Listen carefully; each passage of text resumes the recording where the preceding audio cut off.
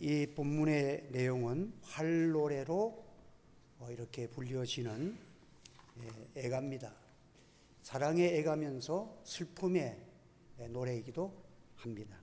그것은 다윗이 사울과 요나단을 사랑하는 그 애타는 마음으로 그의 죽임을 애통하게 하며 또 이렇게 사랑의 노래를 슬픔으로 나타냈습니다. 그래서 이 노래를 야살의 책에 활노래라고 불렸습니다. 활노래라는 것은 사울은 다른 사람들보다 키도 크고 인물도 잘났고 건강하고 아주 뛰어난 그런 용맹 있는 장수였습니다. 그런 장수가, 그런 영웅이 어디서 날아올지 모르는 활 하나가 날아와서 그를 꼽히니까 그가 쓰러졌다. 참 용사라 할지라도 참 어디에서 올지 모르는 활 하나가 그를 찌르니까 그가 쓰러졌다. 이게 인생이라는 거예요. 이게 영웅의 결론입니다. 그렇게 초대 왕으로서 등용받고 잘생기고 용맹이 있고 또 인기도 있고 권위도 있고 권세가 있는 사울이지만 활 하나가 날아와서 쓰러뜨리니까 비참하게 쓰러졌다. 그 슬픔을 노래하는 것입니다. 그래서 이 다윗은 용사들을, 활을 잘 쏘는 용사들을 길러라. 그리고 사울을 쏘아서 죽였던 그 활을 쐈던 그 원수들을 복수할 것을 그렇게 다윗이 노래로서 이렇게 또 앞으로 자기가 사랑했던 그 사울과 요나단이 죽은 거기에 대하여 원수들에게 활로 맞아서 쓰러졌기 때문에 이제 활을 연습시키고 훈련시켜서 원수를 갚겠다 하는 그런 슬픔 속에서 너무너무 사랑하는 두 사람을 잃은 거기에 대한 애통한 마음을 담고 있는 것입니다. 다윗과 사울과의 관계, 또 다윗과 요나단과의 관계는 참 특이한 관계를 맺고 있습니다. 또 사울과 요나단은 아버지고 아들이잖아요. 그리고 사울은 현재 왕이고 세상의 법칙으로 말하면 다음의 왕은 요나단이에요. 그런데 사울과 요나단이 같은 전쟁터에 가서 같이 죽습니다. 일반적인 나라에서는 절대 왕과 다음의 보위를 받을 왕자와는 같은 전쟁에 나가지 않는다는 거예요. 왜냐하면 두 사람이 죽으면 안 되니까. 한 사람이 죽으면 한 사람이 보위를 이어야 되니까 두 사람이 같이 갈 수 없는데 이 두 사람은 죽을 때에도 사랑하여서 같이 죽었다 하는 그런 표현을 사용하면서 다윗이 애가를 부른 것입니다. 참 우리 기독교는 사랑의 노래를 부르는, 슬픔 속에서도 장례식에 가도 노래를 부르고 또 하나님의 사랑을 솔로몬과 술라미 여인과의 이 관계에 남자와 여자, 신부와 신랑의 아름다운 사랑의 노래로서 하나님의 사랑을 표현하는, 그래서 아가서는 Song of Songs, 노래 중에 노래다, 그렇게 불려지기도 합니다. 성경은 하나님은 사랑이심이라. 이것이 성경 전체를 한마디로 말하면 하나님은 사랑이십니다. 합니다. 하나님은 사랑이시라. 네, 하나님은 사랑이십니다. 하나님께서 자기를 사랑하는 독생자를 우리에게 주심으로써 하나님이 우리를 어떻게 사랑하시는지를 나타내 보이셨다. 이것이 성경이 보내주는 우리에게 대한 사랑의 노래입니다. 요한복음 3장 16절이 대표적인 성경의 구절로서 하나님이 세상을 이처럼 사랑하사 독생자를 주셨으니 누구든지 저를 믿는 자는 멸망치 않고 영생을 얻게 하려 하심이라. 요한일서 4장 10절에도 사랑은 여기 있으니 우리가 하나님을 사랑한 것이 아니요 오직 하나님이 우리를 사랑하사. 하나님이 먼저 우리를 불러주시고 하나님이 우리를 사랑하여 주셨다. 그래서 기독교는 사랑의 종교입니다. 성부 하나님도 사랑이시고 성자 예수님도 사랑이시고 우리 성령 보혜사도 사랑이십니다. 그가 하는 모든 일들은 사랑입니다. 그래서 교회의 힘, 교회의 노래, 우리 교회가 나타내야 될 힘은 사랑의 힘, 사랑의 노래를 부르는. 교회에 오니까 세상에서 보지 못하는 것은 사랑의 노래를 부르는, 영원한 사랑, 하나님의 사랑, 하나님이 우리를 사랑하시고 또 형제를 사랑하는 사랑, 이 사랑의 노래를 부르는 것이 바로 교회의 능력이고 교회의 노래입니다. 내 마음을 다하고 목숨을 다하고 힘을 다하고 뜻을 다하고 주 너희 하나님을 사랑하라. 또한 이와 같으니 내 이웃을 내 몸과 같이 사랑하라.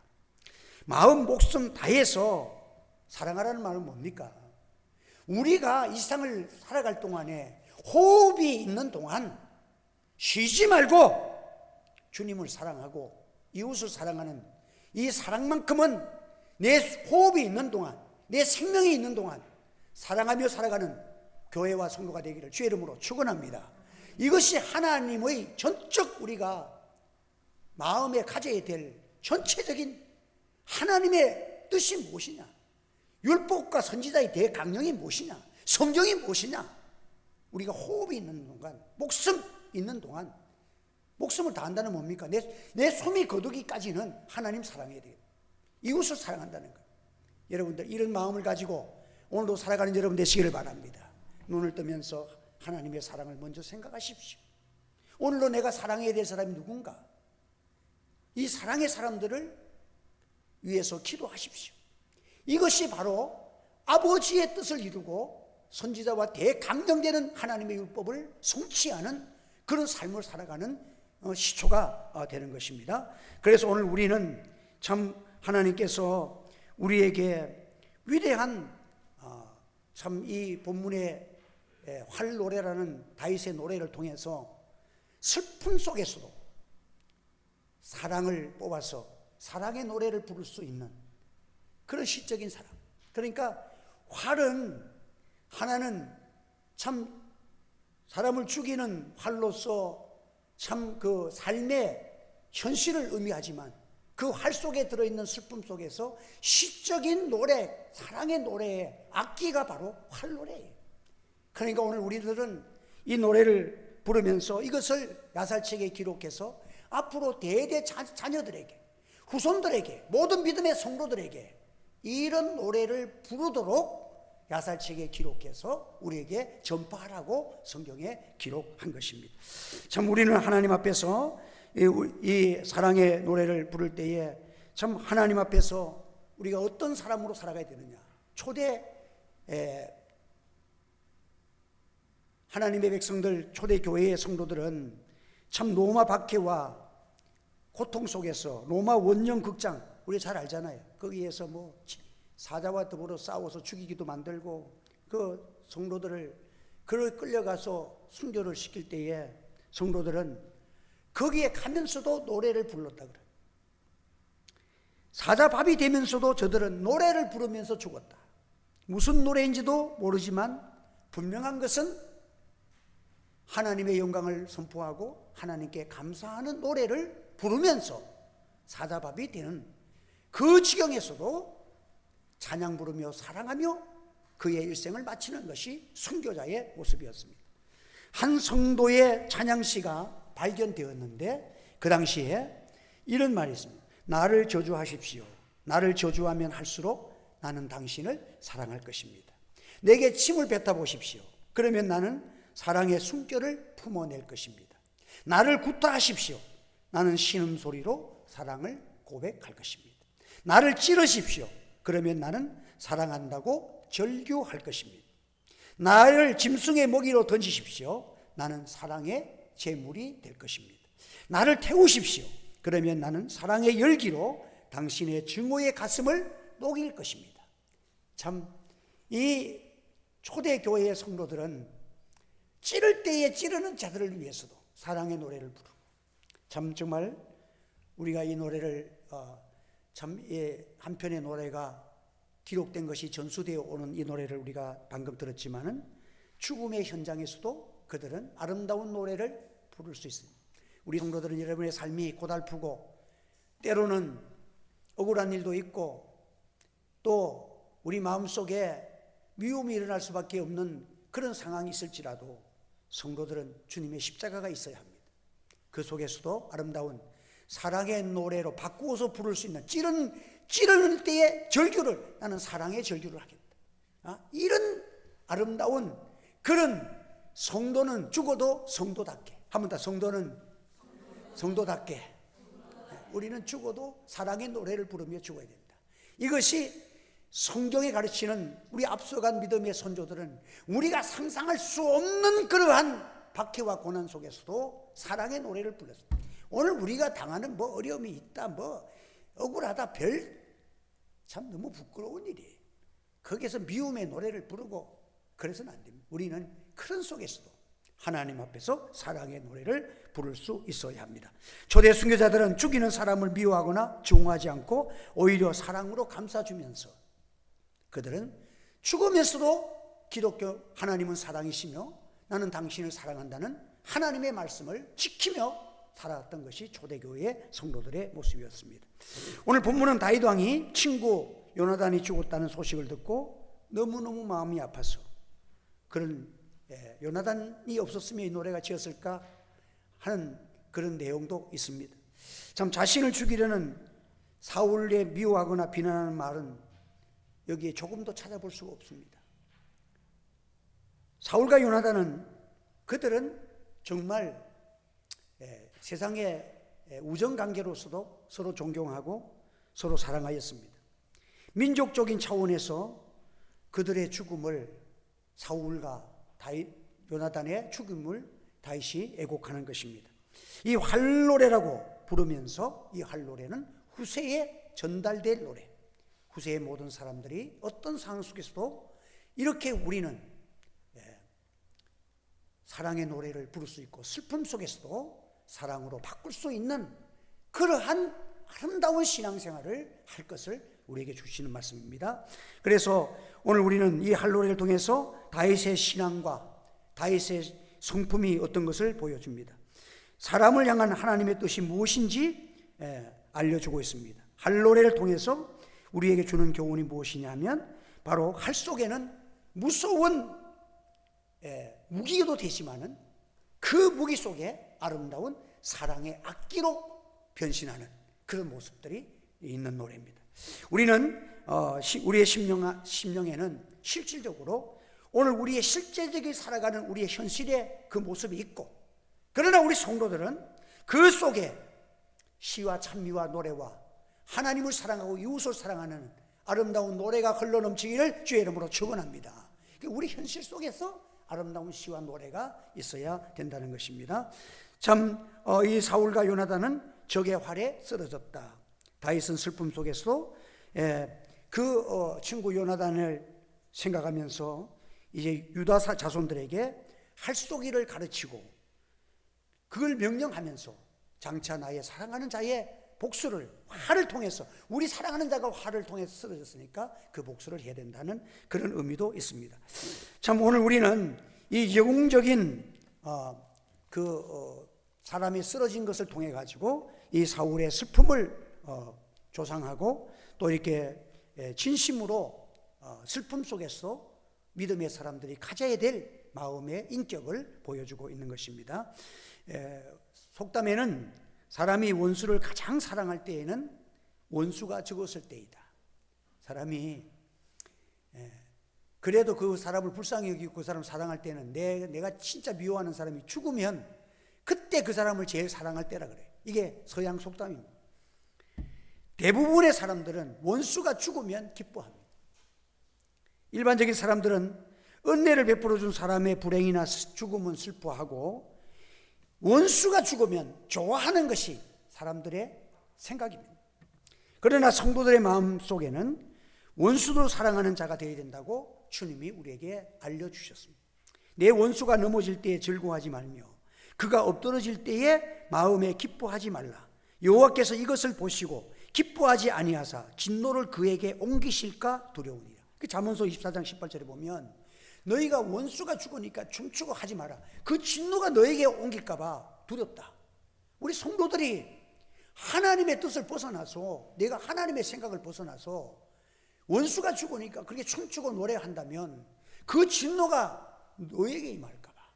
너희가 불신자처럼 살아가니까 하나님이 성도에게는 구별된 자요, 하나님의 사랑을, 네가 주님의 십자가에서 너는 저주와 사망 속에 있는 자를, 독생자가, 죄 없으신 독생자가 너를 위해서 지옥의 자리까지 내려가서 너를 구원하신 사랑을 받은 자가 얼마나 큰 원수라고, 원수가 죽었다고 춤추고 노래한다면 그 저주가 너에게 임할까 두렵다, 그런 말씀을 쏟는 거예요. 그러므로 원수라 할지라도 그 사람의 불행을 기뻐하는 것은 하나님의 뜻이 아니라는 것을 성경은 알려주고 있습니다.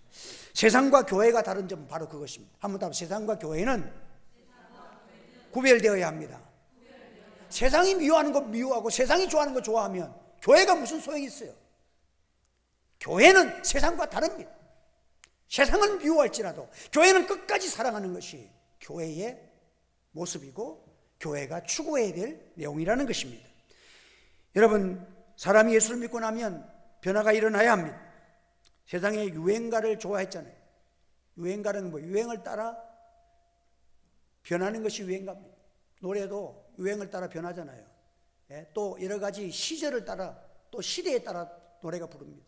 옛날에는 뭐 나라가 망할 때에도 노래 부르잖아요. 이런 들로 따라 저런 들 때 뭐 그런 노래도 있고, 이 몸이 죽고 주고, 이게 다 나라에 관한 슬픔과 그러한 모습을 시조로서 표현했잖아요. 그러나 그런 시조의 노래들도 이제 세월이 바뀌면 요즘 그런 노래 안 부르잖아요.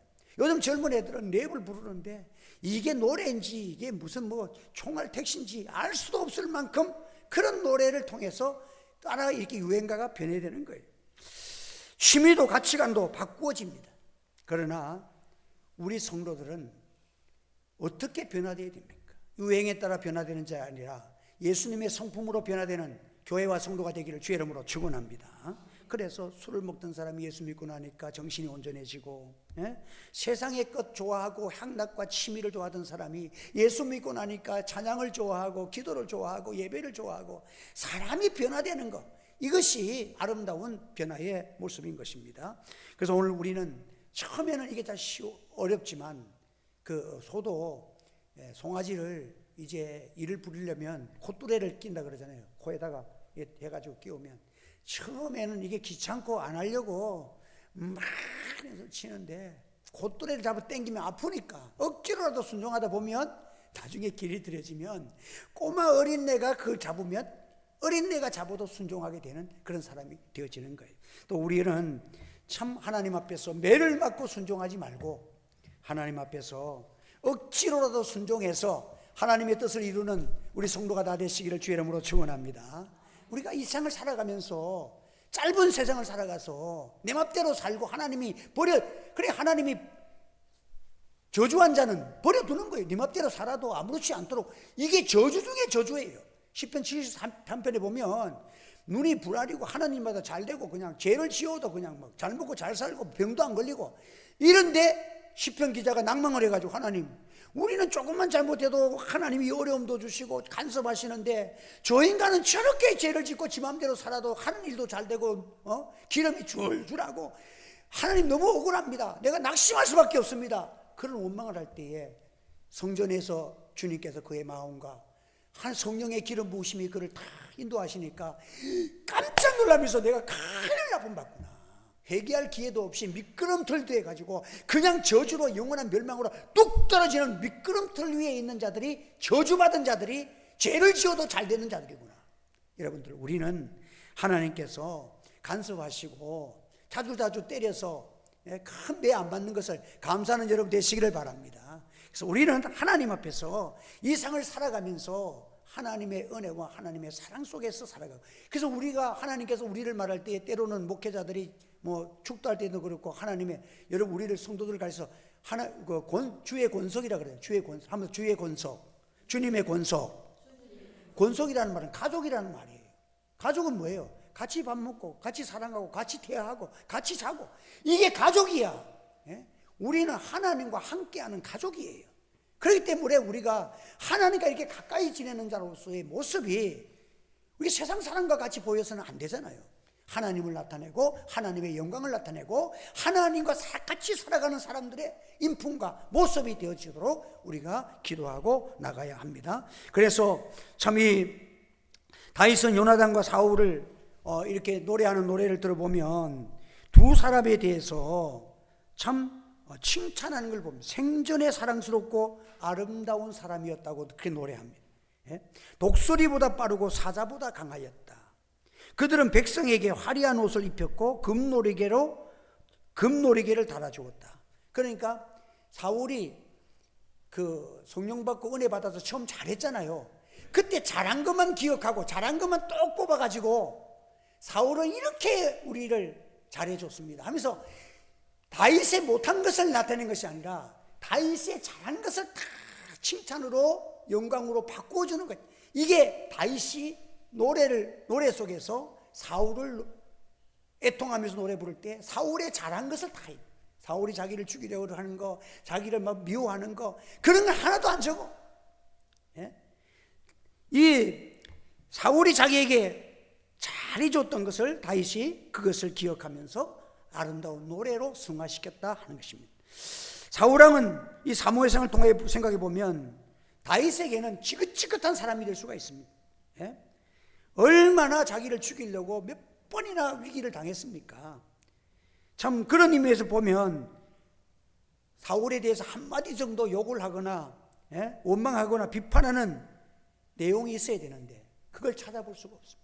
사람이 끝났는데 뭐 하나님 앞에 가서 심판은 하나님이 하시는데 그래도 좋은 것만 기억하고 그 사람을 칭찬하고 그 사람을 아름다운 모습을 나타내는 것을 이 다윗이 보게 됩니다. 우리가 다윗의 아름다운 성품을 저와 여러분들이 받아 살아가기를 주의 이름으로 축원합니다. 소원합니다. 참 멋지잖아요. 정말 그리스도인답잖아요. 어떻게 그렇게 원수 같은 사울을 좋은 점만 뽑아서 할 노래로 불러가지고 시적으로 변화시켜서 그렇게 노래를 부를 수가 있느냐 하는 것입니다. 참 단점을 보고 그 사람을 보게 되면 비판하지 않을 수가 없잖아요. 너희가 비판하는 비판으로 너희가 비판을 받을 것이요 너희가 헤아리는 그 헤아림으로 너희가 헤아림을 받을 것이니라. 그래서 우리가 주님이 하신 사역을 보면 우리의 장점을 주님이 축복하시는 거예요. 제가 이 에레미야서를 새벽기도 시간에 지금 1장을 이렇게 그 강해를 하면서 보면 그 에레미야 선지자가 나는 시골에 있는 아나돗에 있는 시골에 있는 선지자인데 내가 모든 민족 위에 하나님의 메시지를 전하는 선지자로 삼았다 하니까 기겁을 하면서 슬프도 있어야 여호와요 나는 아이라 말할 줄 알아요. 나는 언변이 없어요 하나님. 이럴 때에 그의 입에 여호와께서 그의 입에 손을 대셨다. 그 약점에다가 하나님이 만져주셨다. 네 약점은 내가 책임져준다.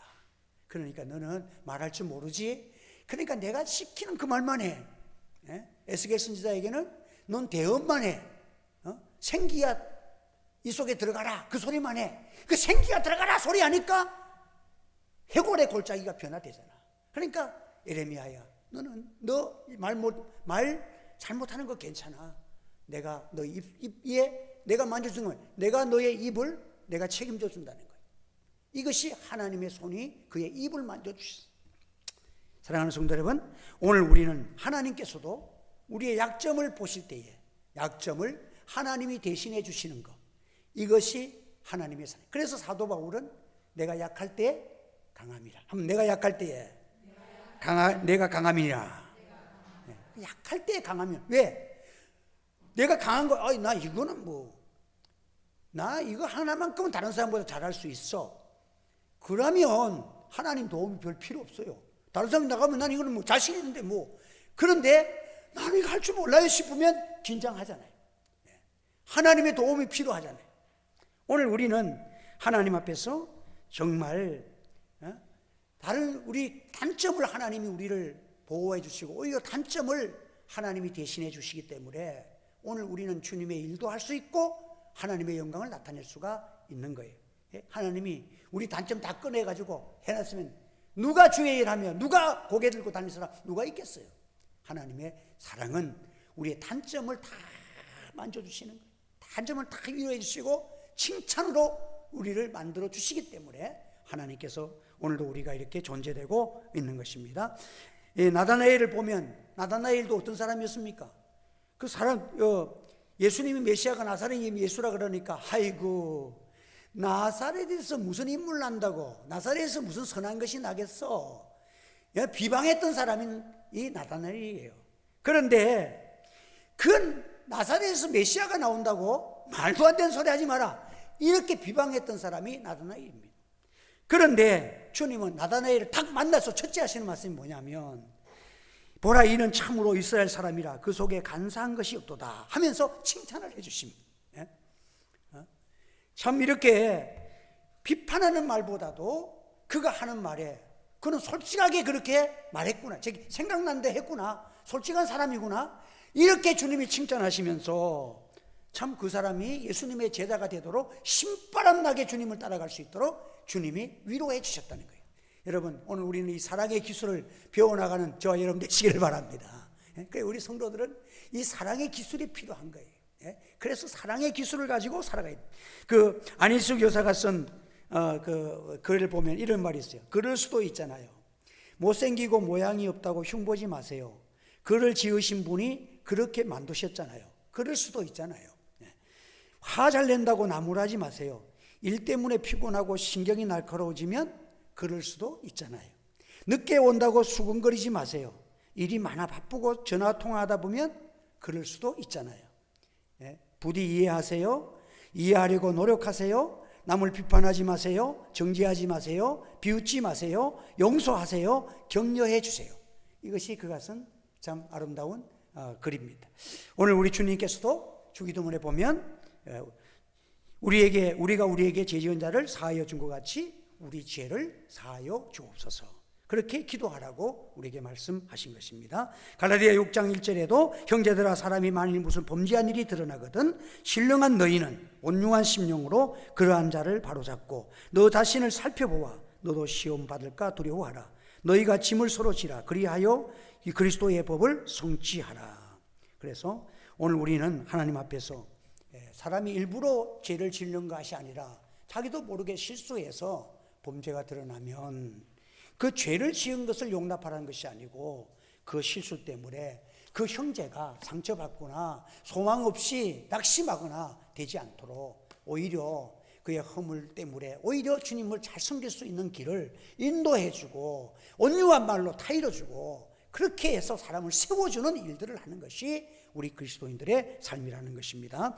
그리고 내 형 요나단이여 내가 그대를 애통하면 그대는 내게 심히 아름다움이라. 그대가 나를 사랑함이 기이하여 여인의 사랑보다 더하였도다. 요나단의 사랑을 또 이렇게 표현하기를 여인의 사랑보다도 더한 사랑이었다. 여인의 사랑이라는 것은 남편을 사랑하는 그 아내의 사랑이고 또 자녀를 사랑하는 어머니의 사랑이 여인의 사랑입니다. 그 여인의 사랑보다도 더한 사랑이 무슨 사랑이냐? 요나단의 사랑이었다는 말은 요나단의 가슴에 있었던 사랑은, 이 사랑은 하나님의 사랑이 그에게 흘러나왔다는 말이에요. 우리를 위하여 독생자까지 보내주시는 하나님의 사랑이 그 요나단의 심령 속에서 우리가 서로가 이 사랑이 흘러나온 사랑을 가지고 있었다는 것입니다. 그래서 여인보다 더한 사랑은 무엇이냐? 하나님의 사랑을 실천했던 사람이라고 애곡하면서 그의 사랑을 노래했던 것입니다. 그러면서 요나단은 아버지를 이어서 왕이 되어야 될 사람인데 참 다윗을 사울이 시기해서 다윗을 죽이려고 했을 때에, 다윗이 생명이 위태로울 때에 요나단은 여러 번 다윗을 구했어요. 다윗을 죽이면 자기는 그냥 왕이 되는 것은 이거는 뭐 딱 따놓은 거잖아요. 따놓은 단상인데 오히려 다윗을 살려둔 이유가 뭐냐? 아버지에게 때로는 질타를 이 요나단이 이런 것 때문에 사울에게 질타도 당합니다. 미움도 당합니다. 자기를 반역자라고 엄한 노를 바라기도 합니다. 그런데도 다윗을 사랑했다. 그 이유는 무엇일까요?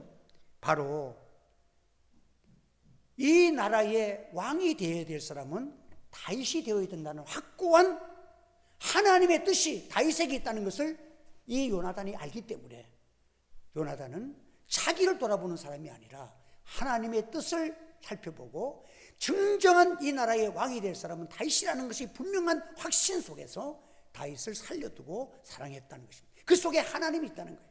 하나님의 이름이 있고 하나님의 영광이 있고 하나님의 뜻이 있다는 거예요.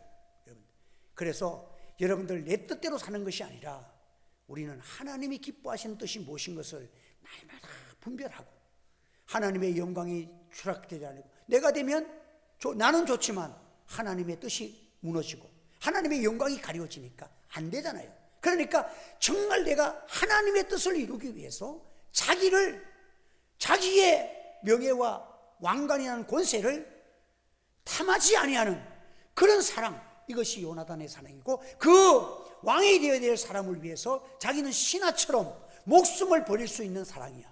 이것이 요나단의 사랑이에요. 그래서 성경에는 친구를 위하여, 아마 이 요나단을 두고 얘기한 것 같아요. 친구를 위하여 목숨을 버리면 이에 더 큰 사랑이 없느니라. 참 아름다운 요나단과 다윗의 관계는 사랑이에요. 이 요나단은 자기가 왕이 될 수도 있는 그런 위치에 있었지만은 하나님의 뜻이 그것이기 때문에 그 친구를 위해서는 자기가 아버지한테 죽을 각오를 하고 요나단이 다윗을 사랑했던 사랑입니다. 오늘 이 다윗을 사랑한 요나단의 사랑은 바로 성도 간의 사랑이고 하나님의 사랑이 무엇인 것을 실천하는 우리에게 교과서가 되는 그런 말씀이기도 한 것입니다. 주님이 말씀하신 것 같이 내가 너희를 사랑한 것 같이 너희도 서로 사랑하라. 여러분, 오늘 우리는 적어도 우리의 교과서를 중심으로 해서 요나단같이 사랑하고자 힘쓰는 저와 여러분 되시기를 주의 이름으로 축원합니다. 한 번 더 요나단처럼 서로 사랑합시다.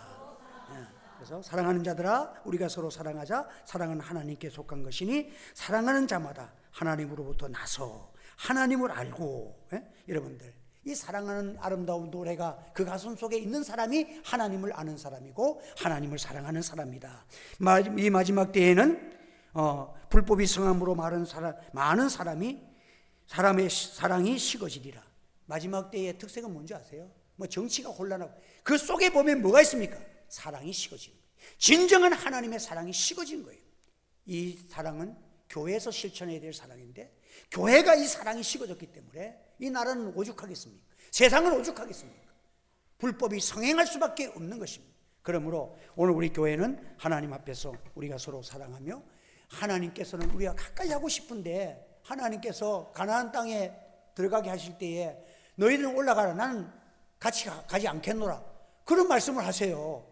여호수아가 이제 가나안 땅을 진격하고 마지막 들어갈 때에 나 같이 못 가겠다, 너희들만 올라가래. 왜? 같이 가다가는 너희가 또 폐역 부리고 또 탐하고 이렇게 살 것이니까 내가 죄인들과 같이 있으면 내가 너희를 쳐서 죽여버리지 않으면 안 되니까 너희를 사랑하기 때문에 같이 못 가. 이게 동행 거부의 사랑이라는 거예요. 이 하나님께서 이스라엘 백성과 같이 갚지 못하는 이유가 너희가 너무 불법을 하니까 내가 너희를 진노해서 죽여버릴까 싶어서 안 되겠다. 그래서 참 모세의 사랑은 참 아름다운 사랑이잖아요. 백성을 인도해갖고 신의 강에 왔을 때 그들이 금송아지를 만들었잖아요. 하나님을 대신했잖아요. 그러니까 하나님께서 얼마나 진노하셨던지 내가 이들을 다 진멸하고 이제 새로운 민족을 하나 선택해가지고 내가 새롭게 시작하겠다, 그런 말씀을 하시니까 그 모세가 그냥 그대로 엎드려갖고 하나님 차라리 나를 하나님의 책에서 지워버려 주세요. 이 백성을 죽이시려면 하나님, 만약에 하나님이 이 백성을 애굽에서 이끌어내가지고 광야에서 죽이면 첫째는 하나님의 영광이 어찌 됩니까? 여호와의 이름이 어찌 됩니까? 모든 이방인들이 야, 저 여호와라는 신이 세상에서 애굽에서 건져내놨구나, 광야에서 죽이려고 그랬구나, 이런 얘기를 할 거 아닙니까? 그러면 이들이 죽는 것이 문제가 아니라 여호와 하나님의 명예와 영광이 가려지지 않습니까? 하나님 제발 살려달라고, 차라리 저를 죽여달라고 그렇게 모세가 엎드려 기도할 때 하나님이 용서해 주신 거예요. 여러분들, 오늘 우리는 하나님의 이름을, 오늘도 여기 보면 이 다윗이 이 노래를 부르면서 이 노래를 이 블레셋 사람들에게 알리지 말라고 그렇게 말하고 있습니다. 왜? 하나님의 영광이 가리기 때문에. 이스글론에도 알리지 말고 이그노에서도 알리지 말고, 이 블레셋 지방에 있는 그 지역에 이 소문이 안 나도록 사울이 이렇게 죽었다는 이거 하나님의 영광이 가려지니까 이 노래를 절대 알리지 마라. 하나님의 이름이 가려진다. 이 다윗도 동일한 모세와 같은 심정을 가진 거예요. 그 속에는 늘 하나님의 영광이 있는 거예요. 여러분들 오늘도 우리가 세상을 살아가면서 적어도 우리 믿는 성도들은 하나님 앞에서 우리가 하나님의 영광 있는 그 마음을 가지고 살아가기를 바랍니다. 내가 이 말을 하면 하나님의 영광이 가려질 것인가 안 가려질 것인가, 이게 너무 큰 거예요. 이게 큰 사람이 위대한 믿음을 가진 사람이에요. 그래서 하나님 앞에서 우리는 먹든지 마시든지 무엇을 하든지 하나님의 영광을 위해서 하라 그랬습니다. 그리고 마지막에 보면 이 길보아 산이 항폐될 것을 21절입니까? 길보아 산들아 너희 위에 이슬과 비가 내리지 아니하며 재물 낼 밭도 없을지어다. 거기서 두 용사의 방패가 버림받음이니 고 사울의 방패가 기름 부음을 받지 아니한 같이 됨이더라. 이 보면 사울이 기름 부어서 세웠는데 기름 부지 않은 사람처럼 그 말로가 비참했어. 그래서 그 길보아 산에서 죽었기 때문에 이 길보아 산이 너무 보기 싫어. 그래서 다윗이 이슬도 내리지 말라고 저주를 합니다. 그래서 이 성지순례에 간 사람들이 갔다 와서 얘기가 뭐냐면 길보아 산에는 민둥산이 돼가지고 지금도 황폐해가지고 풀이 나지 않는데 이 지금까지 다윗이 저주한 것이 응하고 있다는 거예요. 하나님의 사람이 영광이 가리워질까 싶어서 길보아 산아 저주를 받으라는 거예요. 왜 거기에서 하나님의 사람이 이렇게 비참하게 죽은 거에 대한 너무너무 속이 상해가지고 길보아 산을 저주한 거예요. 그래서 그 다윗의 저주가, 그 기도의 저주가 지금까지 황폐한 산으로 흘러내려오고 있다는 거예요. 이것을 보면서 여러분들 오늘도 하나님의 영광을 위해서 기도한 기도가 2000년이 지나도 오늘까지 그 기도가 유효하다는 것을 보여주잖아요. 사랑하는 성도 여러분, 절대 하나님의 영광을 가리지 않도록 저와 여러분들의 믿음 안에서 늘 하나님의 영광과 함께 살아가시기를 주님의 이름으로 축복합니다. 우리 기도하겠습니다. 거룩하신 하나님 아버지, 은혜를 감사합니다. 오늘도 이 귀한 말씀 주셔서 우리는 실수가 많습니다. 또 하나님의 영광과 주의 이름이 없는 삶을 살 때가 많습니다. 용서해 주시고 이제 믿음에 성숙한 사람 되기 원합니다. 먹든지 마시든지 무엇을 하든지 하나님의 영광을 가리지 않도록 도와주시고 성령의 기름 부으심이, 주의 십자가 사랑, 다 같은 사람 살리셨는데 내가 어떤 사람이라도 내가 구원받은 것 생각해 보면 누구든지 사랑하고 용서하고 위로할 줄 아는 참으로 아름다운 신앙인이 되어져서 하나님께 영광 되어지고 우리의 신앙에 축복을 받고 성령의 기름 부으심과 은혜 속에 살아가는 저들이 되게 하여 주시옵소서. 예수님의 이름으로 기도하옵나이다. 아멘.